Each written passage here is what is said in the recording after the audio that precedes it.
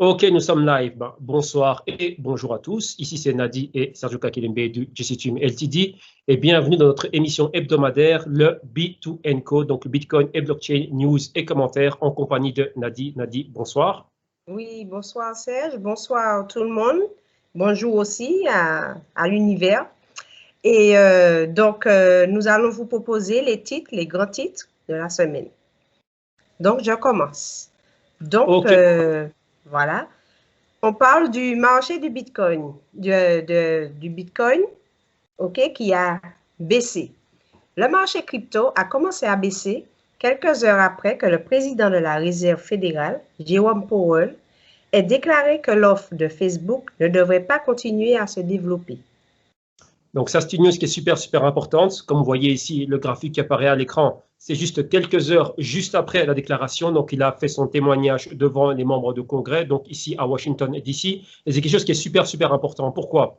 Témoignage pour toute l'activité économique aux États-Unis, mais vous savez bien que les États-Unis, avec le dollar qui est la réserve mondiale, enfin la devise réserve mondiale internationale, ce qui fait que quoi, ça a beaucoup d'impact. On arrive au BTC principalement par rapport au dollar, donc la paire BTC-USD s'en est vue affectée, et comme vous voyez ici à l'écran, chute directement juste après. Donc pas seulement ça, mais tout l'écosystème crypto était super dans le rouge. Donc ici, vu qu'on se concentre sur tout ce qui est Bitcoin, on voit le Bitcoin est arrivé dans le rouge. Donc ça, c'est un point qui est super important. Pourquoi? Il fut un temps, on parlait d'un marché crypto qui était décorrélé de tout ce qui est actif traditionnel, donc décorrélé du gold, décorrélé des monnaies, donc de tout ce qui est forex, décorrélé du stock market, et donc il n'avait rien à voir avec tout ce qui était global macroéconomique et toutes ses implications. Maintenant, de plus en plus, au fur et à mesure qu'on voit que l'infrastructure du Bitcoin est en train de se développer, on commence à voir qu'on commence à avoir une corrélation. Donc, il y a des mouvements qui se font dans la même direction. Donc, le marché haussier, les cryptos sont haussiers. Et bien ici, on va se focaliser sur le Bitcoin. Donc, on va dire stock market haussier, Bitcoin haussier, stock market baissier, Bitcoin baissier, ou parfois des corrélations négatives, donc stock market haussier, Bitcoin baissier, ou stock market baissier, Bitcoin haussier. Maintenant, on commence à le voir de plus en plus. Maintenant, tiens, ici, l'autorité maximale sur le dollar parle, émet un commentaire directement marché crypto impacté et le reste du marché aussi. Et donc ici, la réplique directe, on voit le Bitcoin qui a réagi et une baisse super forte. Maintenant, lorsque vous voyez le slide suivant, donc on va passer au commentaire du slide suivant.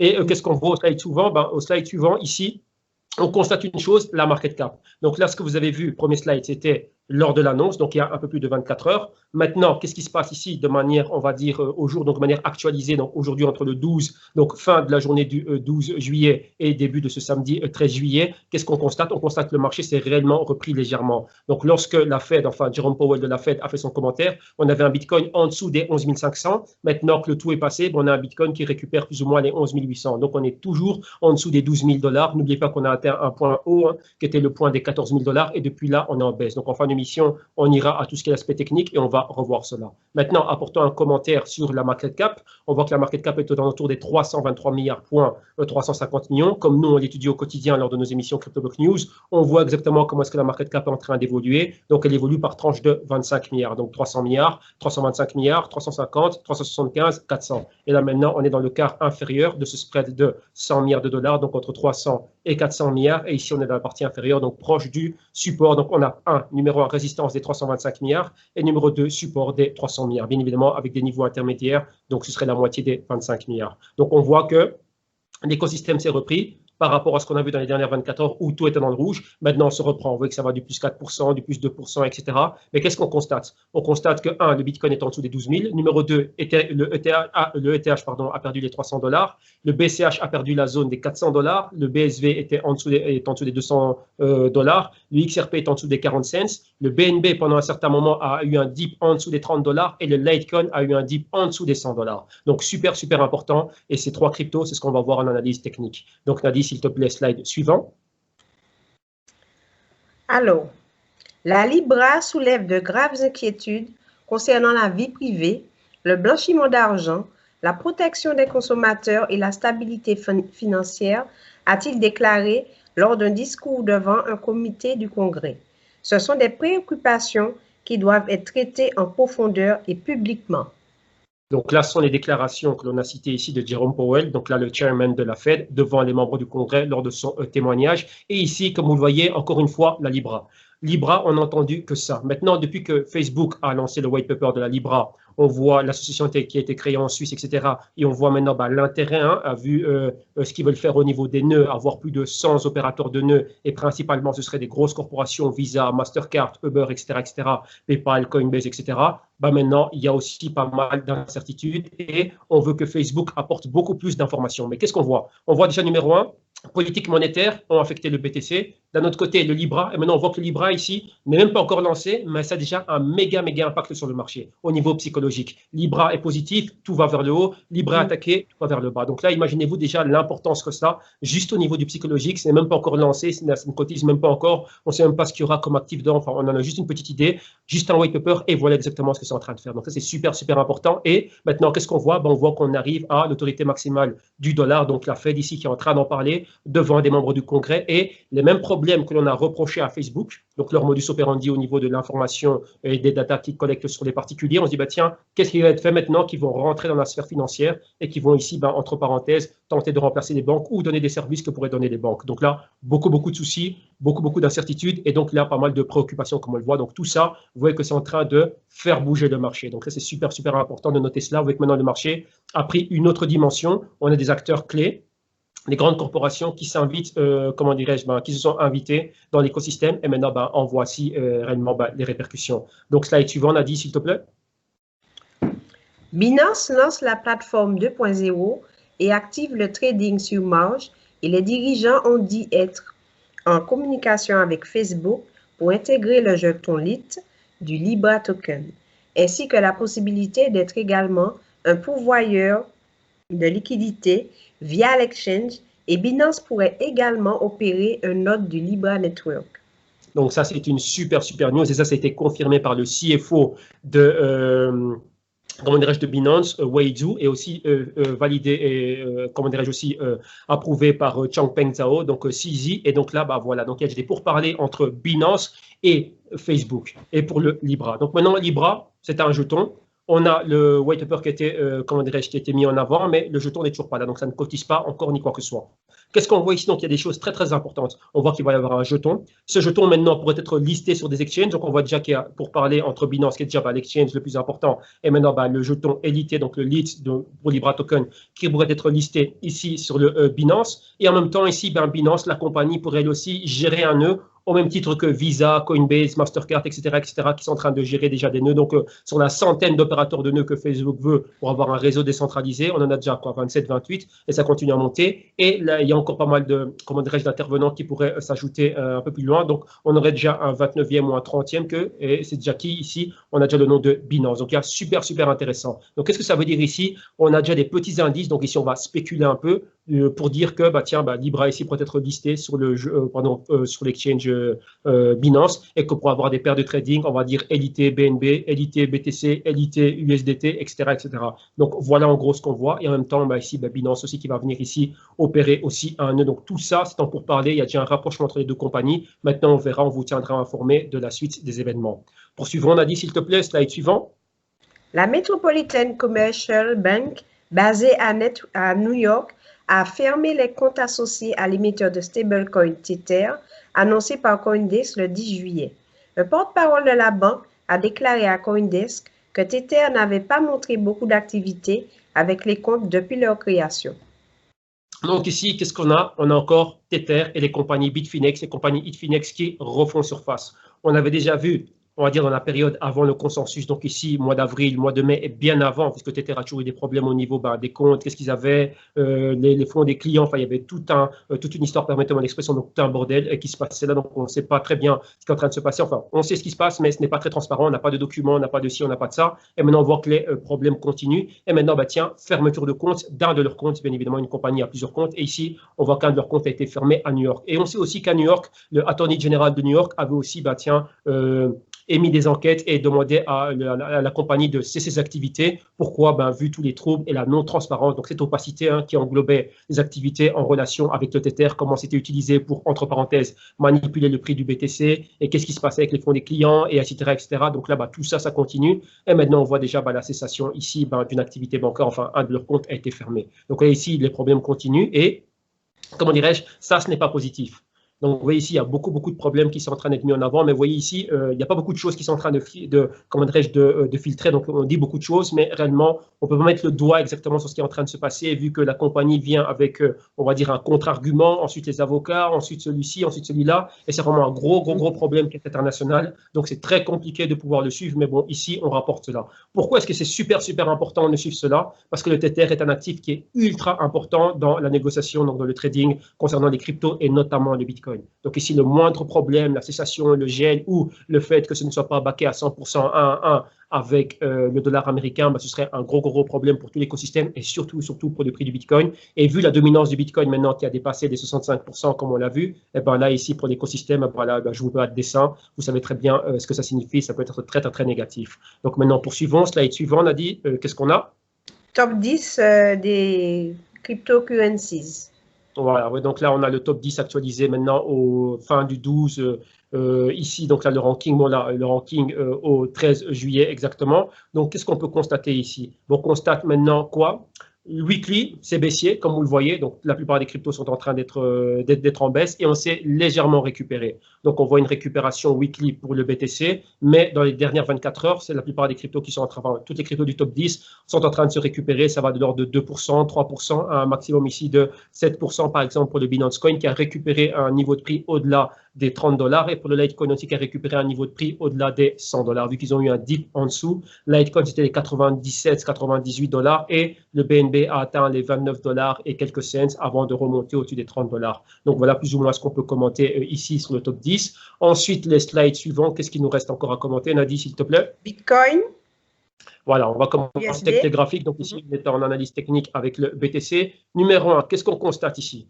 Rappelez-vous par rapport à ce qu'on a vu la semaine dernière, il faut revenir un peu en arrière. Donc numéro 1, on voit la fin du mois de juin. Vous voyez ici un BTC qui a eu un pic donc proche des niveaux des 14 000, exactement ici comme on le voit à partir des prix qui nous viennent de Bitfinex, ce sont les 13 787 $ et 46 cents. Depuis lors, on a eu une baisse. Rappelez-vous, on avait des indicateurs ici qui étaient mis sur pied. Donc c'est l'indicateur en bleu turquoise, c'est la moyenne mobile de 7 jours. Vu qu'on a un graphique weekly, un graphique journalier et les bitcoins ne ferment pas, donc c'est du lundi au dimanche non-stop, 24 sur 24, et un graphique de 30 jours pour voir son historique dans les 30 derniers jours et voir l'interaction entre le prix et son historique de prix, donc 7 jours et 30 jours. Qu'est-ce qu'on a vu ici? De 14 000, dip directement tomber aux 9 600, et ensuite repartir beaucoup plus haut, retester les 12 000, donc être au-dessus encore une fois de la moyenne mobile de 7 jours. On voit encore demi-tour, atteindre les 10 000, et ensuite repartir beaucoup plus haut pour atteindre les 13 000 et être encore rejeté. Donc déjà de 14 000 à 13 000, c'est un haut et un haut plus bas. Et maintenant, on a un bas qui est le niveau des 9 600. Et maintenant, on s'attend à faire quoi? Vu qu'on a une espèce de patron baissier, ABCD baissier, avoir un bas plus bas, donc 9 600 et un niveau bien plus bas. Donc probablement les 9 000, les 8 000 et des poussières ou les 8 000. Qu'est-ce qu'on constate aussi? On constate qu'on voit une future convergence entre les moyennes mobiles de 7 jours et de 30 jours. Et on constate qu'on a déjà eu un premier dip. Donc ça veut dire quoi dip? De 14 000 tomber en dessous de la moyenne mobile de 7 jours, atteindre la moyenne mobile de 30 jours dans la zone des 9 600, rebondir, donc refaire surface, légèrement émerger au-delà de la moyenne mobile de 7 jours, retomber en dessous, revenir au-dessus et maintenant replonger en dessous et on est pile poil à son niveau. Donc les 11 800 et on n'est pas loin maintenant au niveau sud du prix. On a quoi? Les 10 800, donc 1 000 $ de spread et c'est là qu'on a la moyenne mobile de 30 jours exactement. Donc qu'est-ce qu'on pourrait voir maintenant si on a une continuité de ce mouvement baissier, donc cette phase ABCD baissier? On pourrait voir quoi? Le prix tomber maintenant en dessous des 10 800 et aller vers les 10 000 et pourquoi pas les 9 800 et etc. Donc ici on a déjà une future configuration baissière. On va voir comment ça va continuer à évoluer dans les prochaines 24 heures et bien évidemment weekly. Donc là, on fera un compte rendu de ça lors de notre émission B2Co de la semaine prochaine. Ensuite, Nadie, qu'est-ce qu'on a? Binance Coin. Alors, Binance ici, vu que ce sont des cryptos desquels on parle énormément, vu qu'on a fait les mêmes cryptos que la semaine dernière, donc Bitcoin, Binance ici, vu ces news, grosse news avec le Libra de Facebook, et aussi c'est super intéressant. Pourquoi? Parce que comme vous voyez bien, le Bitcoin, le Binance Coin et le Litecoin sont les cryptos leaders de ce mouvement haussier. Okay, donc c'est très important. Là, c'est-à-dire quoi? La psychologie du marché dépend de ces cryptos. Avec le Litecoin avec son halving, Binance Coin avec tous les cas d'utilité qu'a le BNB, et maintenant le Bitcoin parce que c'est le Bitcoin et sa dominance de 65% dans l'écosystème. Qu'est-ce qu'on voit ici? Eh ben, on voit déjà que le Binance Coin avait atteint les 40 $. Il était au-dessus des moyennes mobiles de 7 jours et de 30 jours. Ensuite, on a vu le prix retomber. Donc là, en fin de mois de juin. Donc là, pour entamer le mois de juillet, au niveau des 31 $, et on voit qu'on a plongé en dessous des moyennes mobiles de 7 jours et de 30 jours, atteindre un niveau clé. Donc c'est quoi? Plus ou moins la zone des 30 $, flirter avec cette zone. On voit déjà que depuis le mois de mai, le mois de juin, c'était un niveau de support clé. Donc on était au-dessus et on s'est maintenu toujours au-dessus des 30 $. Donc reteste encore de ce niveau. Repartir à la hausse maintenant dans la première dizaine, donc les premiers 10 jours du mois de juillet. Retester la zone des 34 $, une fois, deux fois, et on voit quoi maintenant? C'est la moyenne mobile de 30 jours qui joue le rôle de résistance, et on a rejeté ce niveau. Maintenant, il y a déjà une convergence entre 7 jours et 30 jours. Maintenant, la moyenne mobile de 7 jours évolue en dessous de celle de 30 jours et pointe vers le bas. Maintenant, qu'est-ce qu'on voit? Que le prix évolue au sud de ces deux moyennes mobiles, 30 jours comme résistance max, 7 jours juste en dessous. Et maintenant, on a le prix qui est juste en dessous, maintenant qui tente de retester la moyenne mobile de 7 jours comme résistance dans la zone des 32 $ et être rejeté. On voit bien que le pic qu'on avait atteint ici, donc le pic baissier, c'était la zone plus ou moins des 27 $ et 87 cents. Et comme vous voyez ici, on a des hauts plus bas et des bas plus bas à partir du 22 juin. Donc là, exactement le pic qu'on atteint des 40 $. Et depuis lors, on a un canal baissier. Vous voyez la résistance et le support de ce canal baissier. Donc là, si on maintient cela, on pourrait voir le prix continuer à baisser. Donc là, voilà exactement où on en est. On a une reprise qui a été fulgurante pour le BNB. Donc après avoir touché la zone des 27 $ et des poussières, se reprendre et atteindre maintenant la zone des 32 $. Mais on verra comment cela va évoluer. Alors, on a dit slide suivant. Litecoin. Alors maintenant, on a l'analyse technique du Litecoin et ici, on a décortiqué un peu plus de choses. Donc ici, déjà à l'écran, par rapport à tout ce qu'on voit, vous voyez exactement les mêmes choses que l'on a avec le BNB. Qu'est-ce que ça veut dire ici? Les indicateurs, moyenne mobile de 7 jours et celle de 30 jours en cross. Donc celle de 7 jours évolue en dessous de celle de 30 jours et les deux jouent le rôle de résistance. Vous voyez qu'on est ultra éloigné. Donc ici, on a beaucoup de volatilité. Vous voyez que Litecoin avait atteint un pic. Le pic qu'on avait atteint par deux fois, donc au 8 juin et au 22-23 juin, c'était un pic aux alentours des 145-146 $. On est bien évidemment super éloigné de ce niveau. Vous voyez bien le canal baissier qu'on a ici, donc la résistance et le support, des bas plus bas et des hauts plus bas. Et maintenant, on a atteint quoi? On a atteint un niveau clé, donc des 94 $ et 68 cents. Et maintenant, on est en train de se récupérer. On est légèrement au-dessus de la zone des 104 $. Vous voyez que ce n'est pas la première fois qu'on atteint cette zone des 95-94 $ depuis le mouvement haussier du mois de mai. Et là, maintenant, on revient retester cela. Maintenant, on voit clairement le canal baissier. On voit clairement la convergence entre les moyennes mobiles de 7 jours et de 30 jours. Et maintenant, 7 jours ici qui pointent vers le bas. Et 30 jours aussi qui pointent vers le bas, et tous deux jouent le rôle de résistance. On a un méga spread. Donc, qu'est-ce que ça veut dire ici par rapport au prix?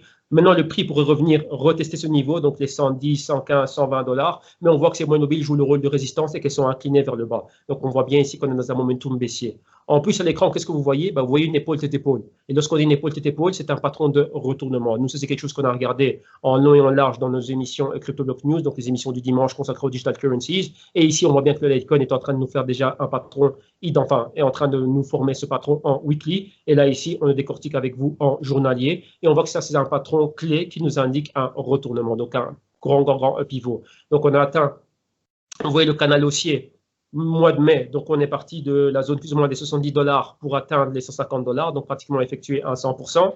Et une fois qu'on atteint le pic des 150 $, comment maintenant on est en train de retracer et retourner plus bas maintenant, donc probablement évoluer en dessous des 100 $. Maintenant, on a atteint ce niveau et on est en train de légèrement, tranquillement et lentement se stabiliser à ce niveau, mais rien n'empêche et tout indique ici qu'on pourrait continuer la baisse et donc c'est dire quoi ici? Évoluer en dessous de la zone des 100 $. N'oubliez pas que ces cryptos, comme je l'ai dit, sont des cryptos très importants. Donc le BTC, le BNB et le LTC, ce sont les leaders du mouvement haussier. Lorsque ces cryptos sont touchés, ça va impacter psychologiquement tout le reste du marché et on verrait aussi tout le reste du marché aller bien plus bas. Rappelez-vous que ce sont des cryptos qui font l'actualité. BTC, pour tout ce qu'il représente au niveau institutionnel, l'infrastructure qu'on est en train de construire, etc. Et 65% de la market cap ici de tout ce qui est crypto. BNB, les cas d'utilité, Grand Exchange, Binance Chain, etc., tout ce qui se passe. Maintenant, LTC avec le halving, donc là, la réduction de la récompense des mineurs qui arrive au 7 août, 7 ou 10 août, enfin soit début août, et tout ce que cette crypto représente, super classé aussi dans le top 5 des market cap des cryptos. Et maintenant, si elle est touchée, réellement, tiens, ça va impacter aussi tout le reste du marché. Donc là aussi, ça part, comment dirais-je, de protagonisme ici dans l'écosystème crypto. Et maintenant, je pense qu'on a fini. Donc, c'était les trois graphiques qu'on voulait vous présenter. Et on va passer à une question que nous avait posée un utilisateur la semaine dernière, une personne qui est avec nous dans les CryptoBlock News, donc elle est avec nous au quotidien. Et il nous a fait part d'une question ici pour le canal public. Donc, on a dit, on va tenter de répondre à ces questions ici en direct en étant bref, concis et en allant direct au grain. Donc, s'il te plaît, les questions. OK. Donc, merci Diallo Amadou pour les questions. Donc, première question. Est-ce que vous pensez que les stablecoins gouvernementales ou la Libra peuvent à la longue se retrouver sur la market cap ou sur nos fameuses plateformes d'échange? Bah, tout à fait. Donc, ça veut dire quoi ici? Avec le Libra, pour le moment, on n'est que le white paper, mais le Libra n'est pas encore listé. Une fois qu'il va être listé, on a vu une news ici où on parle déjà d'un rapprochement Libra, on va dire Libra, Facebook et Binance. Donc, on peut déjà s'attendre à ce que de voir le Libra être listé sur BNB, enfin sur l'exchange Binance, pardon, et avoir des paires de trades avec le BNB, le BTC ou quoi que ce soit. Donc, automatiquement, c'est quoi? Bon, on verrait de combien sera sa market cap. Et bien évidemment, le Libra aussi sera listé dans CoinMarketCap et partout. Donc oui, ici, on aurait une intégration du Libra et dans le CoinMarketCap et au niveau de tout ce qui est comment dirais-je, exchange. Là, c'est vraiment quelque chose qui est basé sur les consommateurs et pour le grand public.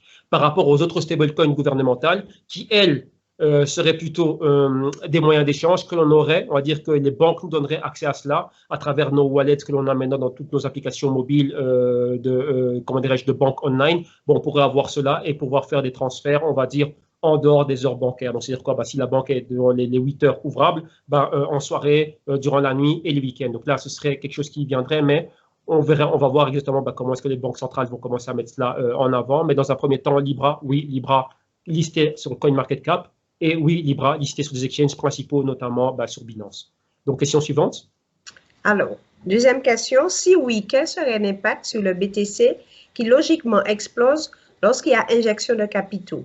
Et l'impact sur les altcoins, comment vous envisagez la suite pour elles, les alts? Donc déjà, dans un premier temps, bah, si oui, par rapport à la première question, bah, oui, on verrait ce listing. L'impact sur le BTC. Comme on vient de le voir ici dans cette émission, qu'est-ce qu'on a vu au début? On a vu un commentaire a été fait sur le Libra, on a vu commencer à impacter le marché. Alors qu'au début, si on remonte 2-3 semaines en avant, lorsque le Libra a publié son white paper, on a vu exactement comment ça accompagnait aussi des cryptos pour aller donc au Bitcoin qui a atteint les 14 000 et boum, on a vu ici tout un regain d'enthousiasme dans l'écosystème crypto et on parlait de fin du bear market, nouveau bull market et tout de moon. Donc on voit bien que l'impact psychologique, il est là, il se fait. Donc d'un côté, l'impact, ce sera un impact positif. Pourquoi? Libra serait bien plus enclin à être une stablecoin, donc là, pas trop de volatilité, mais Libra, il faut comprendre que ça vient de Facebook et déjà, ça va être déjà, comment dirais-je, utilisé dans pas mal d'applications et d'applications qu'on utilise au quotidien. Donc ici, il n'y aura pas de problème d'adoption. Tous ceux qui utilisent WhatsApp, ceux qui utilisent Messenger, ceux qui utilisent Facebook pourraient déjà avoir cette crypto qui est intégrée. Et bien évidemment aussi comme moyen de paiement à travers tout ce qui est consommation. Rappelez-vous, on a Visa, on a Mastercard, on a Coinbase, on a Uber, on a PayPal, tout ça qui va commencer à opérer aussi comment dirais-je, Libra. Donc on pense ici, on spécule un peu, une future intégration pour payer les biens et services de ces différentes compagnies. Donc déjà, ça serait déjà un impact positif. Pourquoi? Tout le monde aura un wallet, le cas Libra ou un autre. Tout le monde aura du Libra. Et maintenant, bah, par rapport à Libra, bah, tiens, j'ai mon Libra. Facilement, maintenant, je peux directement dans le même wallet avoir du BTC ou le transférer, par exemple, sur Binance et commencer à opérer. Donc, ça aussi, ça va quoi? Bah, ça va générer encore de la demande pour tout ce qui est crypto. Et ici, ça va être quelque chose de beaucoup plus, comment dirais-je, beaucoup plus convivial, on va dire ça comme ça. Et donc, l'impact serait positif. Et pour les altcoins, pareil, mais pas toutes les altcoins. Réellement, les altcoins ici qui réellement, bah, tiens, on va dire celles qui sont hot, celles qui ont du buzz, celles dont tout le monde parle, celles dont tout le monde veut avoir accès à cela. Donc, nous, parfois, c'est compliqué. On n'a que des paires que par rapport au BTC ou au Tether ou à l'ETH ou au BNB, etc. Ben maintenant, on aurait quelque chose en plus. Donc, c'est quoi? Beaucoup plus de liquidité en plus. Mais maintenant, à un moment donné, il y aura une décorrélation qui va être faite, ce qui fait que tout ne va pas bouger à l'unisson. Donc là, ça va être quoi? Bah, ça va être sur base des cas d'utilité concrets de chacune de ces altcoins. Donc là, bah, on verra. Pour le moment, le marché va continuer à bouger à l'unisson, donc positif pour le marché et pour les altcoins aussi. Mais dans le futur, on s'attend réellement à ce que des altcoins se démarquent par rapport à leur cas d'utilité. Donc là, on va commencer à avoir des corrélations négatives. Mais pour se maintenir avec la première phase 1, ça va être positif pour tout l'écosystème crypto. Question suivante, s'il te plaît. Oui, question 3. Est-ce que l'avenir de la plupart des crypto-monnaies, malgré leur belle philosophie révolutionnaire de décentralisation, ne serait-il pas compromis ou remis en question face à l'arrivée prochaine de ces dites stablecoins gouvernementales, la Libra ou le JPM Coin? Ça, c'est une excellente question qui est très complexe aussi. Pourquoi? Parce qu'il faut bien étudier en profondeur l'offre de services et vraiment les cas d'utilité de ces dites crypto utilitaires. D'un autre côté, il faut bien comprendre ce que c'est. En interne, on a étudié le Libra, donc tout le white paper, on a repassé ça en revue, etc., etc. Et on a bien vu aussi des commentaires clés. Un exemple, XRP, Libra. Caddy Bargaining House, on avait commenté cela aussi la semaine dernière. Il a bien dit que le XRP, c'est quelque chose qui est fait pour les corporations, donc les grosses entités bancaires, etc., etc. Et le Libra ici est à tout ce qui est consommateur. Un exemple, je suis dans Facebook, j'ai mon wallet, j'ai mon Libra, et il y a une pub qui circule, c'est une pub de la marque A. Ah tiens, je vois que c'est super cool. On me dit, bah tiens, juste en cliquant dessus, acheter maintenant. Ben, j'ai quoi? Ben, j'ai mon wallet dans l'application de Facebook, j'ai mon Libra qui est fait, acheter maintenant, ça y est, c'est fait. Il y a toutes mes informations, mon adresse est là et tout ça, j'ai pas à me soucier, acheter maintenant, ça va arriver sans aucun problème. Voilà, donc Libra est beaucoup plus axé à tout ce qui est consommation, donc vraiment consommateur, et ici c'est quoi? Ben, c'est le particulier. Alors que les autres, tout ce qui est JPM Coin qu'on a étudié aussi, ça c'est beaucoup plus corporatif, donc là c'est vraiment pour les grosses banques et des grosses institutions, et là c'est encore un circuit qui est fermé. Et donc là d'un autre côté aussi, pour revenir au côté décentralisation, là maintenant aussi il y a un point qui est donc là il faut apporter des spécificités ici. Il faut jamais oublier que Libra va commencer en étant centralisé. Et là on l'a étudié en long et large, donc je vous invite à tous de lire les 30 pages du white paper. Vous pouvez le trouver en français à partir de la page du Libra aussi. Et qu'est-ce qu'ils disent bien? Que maintenant ils veulent avoir des opérateurs de nœuds pour décentraliser le réseau. Qu'est-ce que ça veut dire ici? Que ce ne soit pas Facebook et Libra qui opèrent tous les nœuds. C'est quoi les nœuds? Ceux qui vont avoir une copie de tout ce qui se passe et ceux qui vont valider les transactions. Tout simplement c'est ça. Donc au fur et à mesure qu'il va y avoir, donc ils veulent le lancer en étant décentralisé. Pour le moment, on n'a que 27, 28 opérateurs de nœuds. Donc, Binance pourrait aussi être un de ceux-là. Ils en veulent une centaine. Chaque nœud vaut 10 millions de dollars. Donc là, ils essaient de lever 1 milliard de dollars pour cela. Donc, faites le calcul, 10 millions fois 100, donc ça fait exactement des sommes au-delà du milliard. Et maintenant, une fois qu'ils auraient tout cela, on aurait une centaine de validateurs de nœuds. Mais qu'est-ce qu'on voit? On a vu que la plupart du temps, ce sont des corporations. Donc ça, voilà un des points. Donc maintenant ici, décentralisation, lorsqu'on sait que ça va être opéré et validé par des entités centralisées, là, réellement, on va dire c'est plutôt un slogan, parce que centralisation, c'est pas spécialement ça. Donc ça, c'est vraiment quelque chose, c'est un mot qui fait le buzz comme crypto et comme blockchain, mais réellement, dans les entrailles du projet, est-ce que réellement c'est centralisé? On le verra. Donc là, c'est une excellente question, mais ça, seul l'avenir nous le dira. Et on va continuer à suivre cela et on verra comment cela va évoluer. Mais il faut bien faire la différence entre tous ces projets stablecoin et ce qu'ils sont en train de faire, bien évidemment, leur utilité. Donc maintenant, on poursuit. Et dernière question, Nadie. Voilà, question 4. Quel scénario futur peut-on envisager? Donc là, c'est ça. Donc là, on va rentrer dans ce que nous on fait au quotidien. Donc c'est générer des idées. Bon, on ne va pas aller trop loin, parce que ça peut être fort, fort complexe. On va tenter de faire simple. Une idée, c'est quoi? On voit que Libra a publié son white paper. Ils veulent juste quoi? Avoir la réaction du marché. On a bien vu que ça a fait une entrée tonitruante, fracassante, impactante, tout ce que vous voulez. Ça a secoué le marché en bien comme en mal, donc à la hausse comme à la baisse. Tout le monde en parle, même Trump en parle. Donc là, déjà, c'est veut dire que c'est fort. Déjà, numéro 1, tout le monde, ça a accaparé toute l'attention et ça a même usurpé ici le titre de crypto sans être listé. Ça a déjà pris le titre du Bitcoin étant la crypto la plus recherchée maintenant sur Twitter, Google, etc., etc. Et encore, je dis bien, ce n'est pas encore listé. D'un autre côté, qu'est-ce qu'on a? On voit qu'ils pensent le lancer en 2020, si tout va bien selon leur plan. On voit maintenant, comme vous avez vu, la Fed aussi qui en parle. Donc là, la feuille de route pourrait être, on va dire, semée d'embûches. Mais je vois ici la chose positive. Vu que Facebook, il faut comprendre comment est cette corporation, il faut comprendre réellement qu'est-ce qu'ils vont mettre sur pied et qu'est-ce que cela va apporter. Et lorsqu'on voit les grosses corporations qui sont derrière, donc là, on va aller dans des choses qui sont très longues. Ici, on va vraiment faire simple.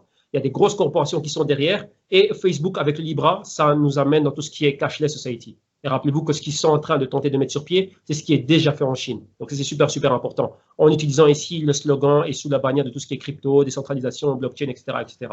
Donc le scénario futur, c'est quoi? 1. Lancement et approbation du Facebook Coin avec donc le Libra. Beaucoup plus d'entités qui montent à bord, donc une centaine de nœuds, donc toutes les corporations. Et ne soyez pas étonnés de voir JP Morgan, Goldman Sachs, etc., des grosses banques, UBS, Barclays, etc., monter à bord, et d'autres compagnies, des compagnies de téléphonie, Vodafone, Orange, AT&T, tout ce que vous voulez. Et ensuite, c'est quoi? Listing de Libra Token, déjà avec la première grosse vente, donc la première grosse news, donc là, courant 2020. Gros lancement de ce jeton. Réorganisation ici aussi, donc perturbation de la market cap, vu que l'entrée tonitruante, ils ne vont pas commencer avec 100 millions. C'est un projet qui va commencer directement dans les milliards. Donc, s'il commence directement dans les milliards, ça va directement les propulser dans le top 10 de tout ce qui est top 10 crypto. Donc là, avec les Tether, avec les BNB, avec Ethereum, etc., etc. Donc, voilà ce que ça va faire. Et maintenant, après, ce sera quoi? Voir maintenant les affinités et les cas d'utilité qu'on pourrait avoir à travers tel ou tel projet crypto. Donc, qu'est-ce que ça veut dire ici? Ah, tiens, un partenariat avec Intel, partenariat avec Intel, Libra listé ici, Libra dans tel wallet, Libra intégré dans Samsung, Libra intégré dans Apple, Libra avec Intel. Voilà ce qu'on pourrait voir. On peut payer avec Libra dans Amazon, tu peux payer avec Libra au Starbucks. Donc, ça, ce sont toutes les choses qu'on verrait. Donc, ça, ce serait un peu plus loin en 2020, mais voilà plus ou moins ce qu'on peut voir ici dans les horizons, on va dire, à moyen, long terme, Libra, gros impact, et ça va continuer d'avant. Malgré tout ce qu'on voit maintenant, tout le battage médiatique et tout ça. Pourquoi? Regardez bien Facebook. avec tous les problèmes que Facebook a eu, Facebook est toujours là. Les investisseurs, je dis bien les investisseurs, ceux qui investissent leurs capitaux dans Facebook, disent que Facebook maintenant est en solde et avec tous les problèmes qu'ils ont eu, les data breach, etc., pour eux, c'est une aubaine de rentrer dedans. Pourquoi? Parce que Facebook apporte énormément comme compagnie. Il n'y a qu'une autre compagnie qui fait ce que fait Facebook, c'est Google. Donc, on enlève ces deux-là, il n'y en a pas. Si on n'a pas ces deux-là, on va opérer avec les compagnies chinoises. Et ça, c'est pas quelque chose qu'ils veulent au niveau occidental. Ils préfèrent Facebook et Google avant une autre compagnie. Donc, Facebook va continuer d'aller de l'avant et le libre aussi va continuer à aller de l'avant. Peu importe ce qui est dit à Washington. Rappelez-vous que Washington fonctionne sur base de lobby. Et le lobby, c'est quoi? Ce sont des grosses mallettes d'argent avec les grosses corporations qui sont derrière. Et ces mêmes corporations sont déjà en train d'opérer des nœuds dans Facebook. Donc là, faites le calcul vous-même. 1 plus 1 égale 2. 2 ici égale quoi? Victoire pour le Libra est sorti en 2020. Donc voilà exactement tout ce que je pouvais apporter par rapport à cela. Donc un grand merci à Diallo pour ces questions. Et donc là, en même temps, on en profite pour inviter à tous ceux qui suivent l'émission, qui sont fidèles à cette émission, envoyez vos questions et on les publiera ici et permettre à tout le monde de se bénéficier de ces lumières. Et donc là, c'est un plus pour tout le monde. Donc voilà, un grand merci. Nadi, pour ma part, je pense qu'on a fait le tour de tout. Donc là, les derniers mots te reviennent. Eh bien, merci beaucoup. Et puis, donc on se voit la semaine prochaine. Voilà.